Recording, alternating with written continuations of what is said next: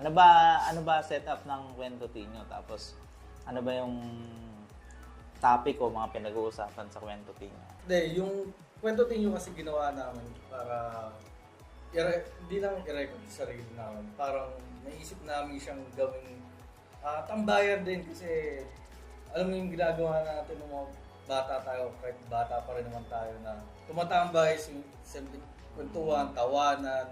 Yung parang na-enjoy mo, nakakamiss kasi yun. Kaya isang dahilan yun bakit namin siya ginawa. Matagal na rin naman kaming nag-iisip ng mga bagay-bagay na magagawa namin magkakasama habang nag-i-enjoy.